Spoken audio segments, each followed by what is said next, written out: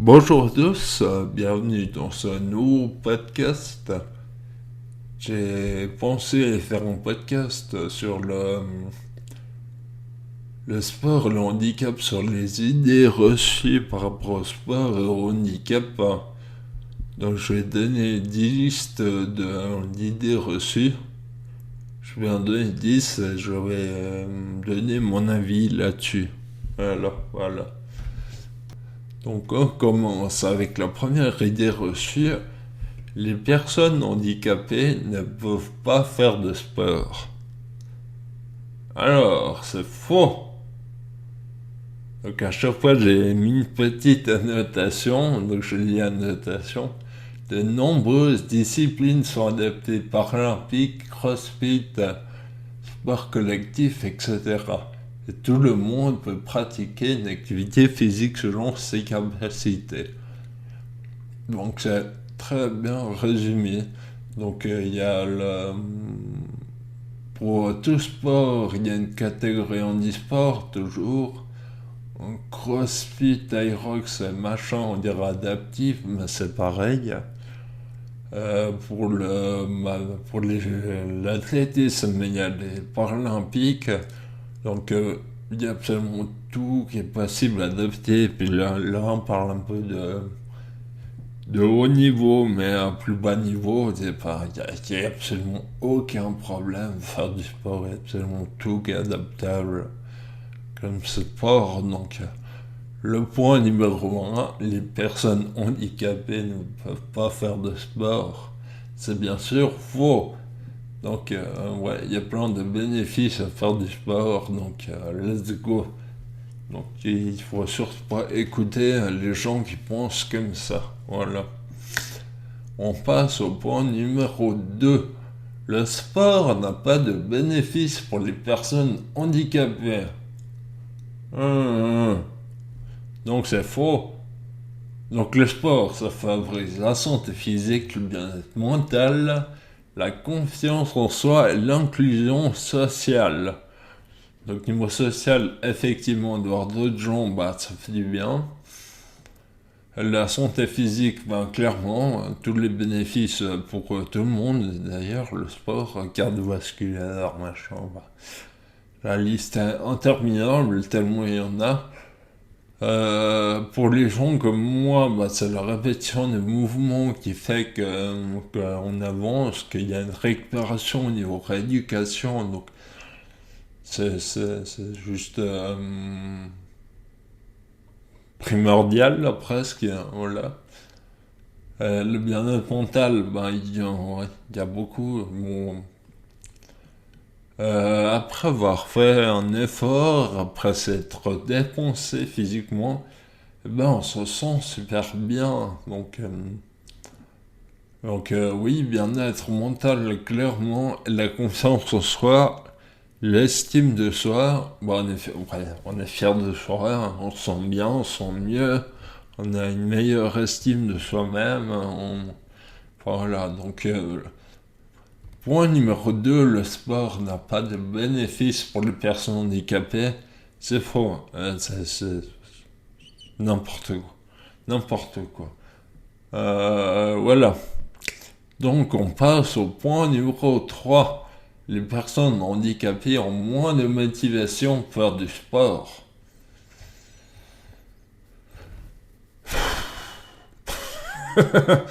Faux. Beaucoup de personnes handicapées repoussent leurs limites souvent avec une détermination exemplaire. Exemplaire, ok. euh, Quand on a un handicap, on a envie quelque part de ça. Si on réagit comme moi, par exemple, on a quelque chose à prouer. La première personne à qui on va prouver quelque chose, c'est soi-même. Donc, repousser ses limites, clairement, moi personnellement, je me sens un peu diminué d'avoir ces soucis de santé, donc je vais d'autant plus redoubler d'efforts. Donc, je faisais aucun sport avant mon handicap. Et après, je fais de la compète, voilà. Donc non, au niveau motivation, non, clairement pas. Au contraire, c'est l'inverse. selon moi. Tout dépend de comment on réagit, bien sûr. Voilà. Tout dépend de comment on reçoit le handicap, peu importe. Donc, dans le sport, le handicap, à mon avis, favorise clairement la motivation. Donc, point numéro 3, les personnes handicapées ont moins de motivation pour faire du sport. C'est bien sûr faux. On passe au point numéro 4. Il n'existe pas d'équipement ou de sport adapté. Bah non, c'est une phrase qui est totalement fausse. On a parlé de sport adapté, que tous les sports sont adaptables. Donc voilà, on va pas revenir là-dessus. Et au niveau des équipements, on a au contraire de plus en plus d'équipements à disposition. Donc bien sûr qu'il y a encore beaucoup de travail, mais ça évolue dans le bon sens. Donc lentement, mais dans le bon sens, comme beaucoup de choses d'ailleurs. Mais peu importe, on ne va pas s'égarer sur un autre chemin. Moi, sur Instagram, je suis une organisation de sport adapté en Corée du Sud. Donc, mondialement, il y a des équipements et de plus en plus de gens qui s'investissent pour aider les gens qui ont un handicap à bouger, à faire du sport, voilà. C'est un peu la devise des physiothérapeutes en Suisse. Mobiliser, oui, mais forcer, non. Donc mobiliser quelque part, c'est toujours bien. Bouger un peu, c'est toujours bien. Donc oui, clairement. Donc il y a de plus en plus de choses. Ouais. Point numéro 4, il n'existe pas d'équipement ou de sport adapté. C'est totalement faux. On passe au point numéro 5. Les sports adaptés sont moins exigeants. Donc c'est faux.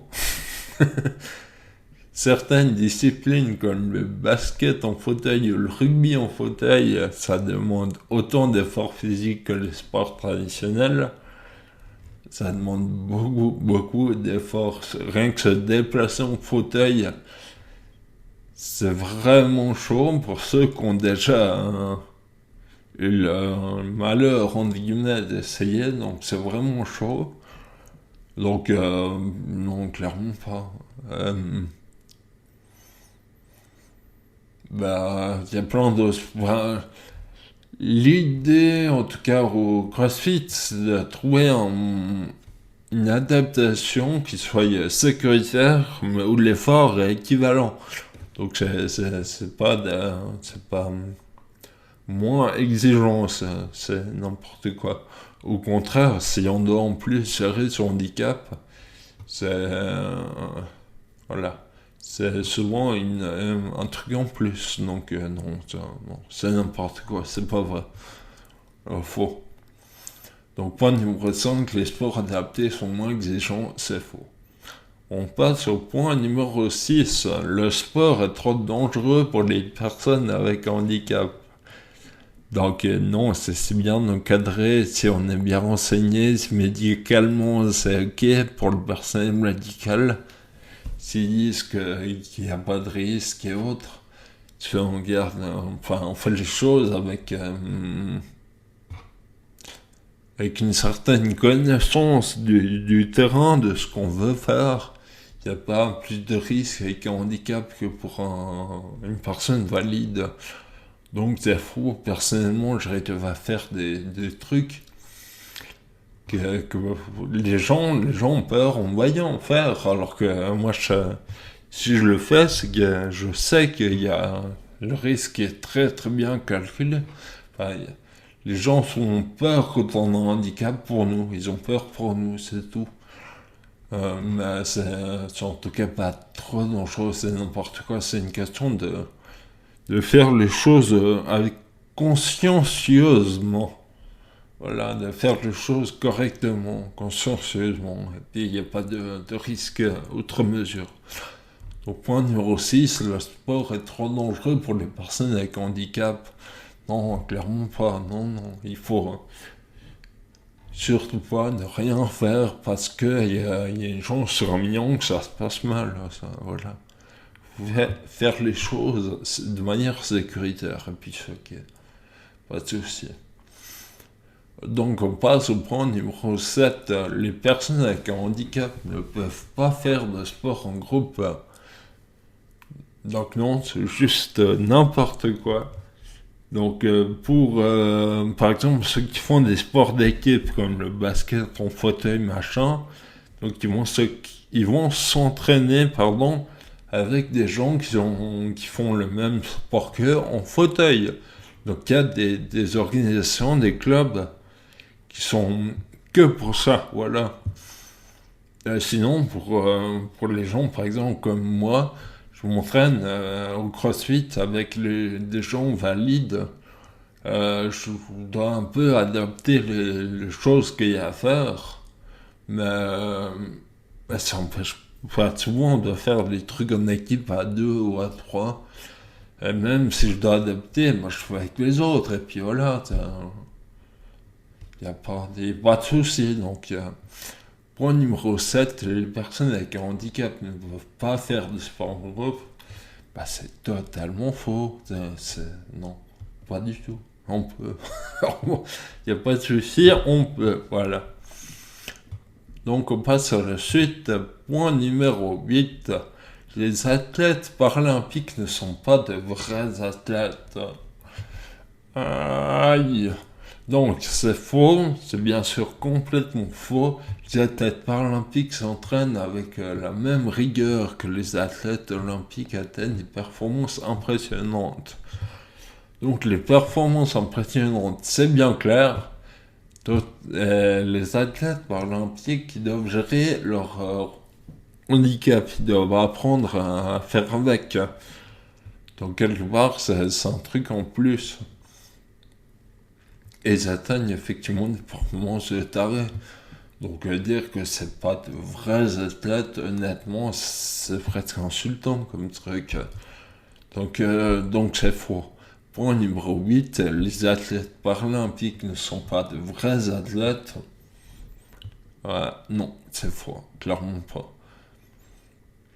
Point numéro 9, la suite. Le handicap est un frein à la progression sportive. Alors, pas du tout. Donc, il faut être dans la catégorie qui est de la sienne. Hein. Donc, si on a un handicap, on dit sport, sport adaptif ou je sais pas quoi. Donc, on progresse dans la catégorie qui est la nôtre. Et puis, s'il n'y a pas de restriction médicale, je vois pas pourquoi ce serait un frein à la progression. Non, pas du tout. Au contraire, le handicap, c'est souvent un moteur, la progression, voilà. Donc la progression dépend de la personne, de sa motivation et des outils mis à sa disposition. De nombreux sportifs handicapés atteignent des niveaux très élevés. C'est absolument exact, c'est ce que je disais à l'instant, donc c'est tout à fait possible d'atteindre des niveaux de taré avec handicap, donc je vois pas pourquoi ça serait un frein. Donc, point numéro 9, le handicap est un frein à la progression sportive. C'est faux. C'est faux. Au contraire, c'est un moteur. Donc, on passe au point numéro 10. Le sport pour les personnes handicapées est juste une thérapie. Bah non. Ça peut, mais en théorie, pas forcément, voilà. Donc, bien que le sport ait des bénéfices thérapeutiques, donc je vais pas faire la liste de pourquoi c'est bien de faire du sport pour tout le monde. Hein. Là, je parle pour tout le monde, c'est bien de faire du sport. Il y a une liste de tarés, voilà. Donc c'est clair qu'il y a un côté thérapeutique dans le sport. Donc beaucoup le pratiquent avant tout comme une passion, un loisir ou une carrière professionnelle.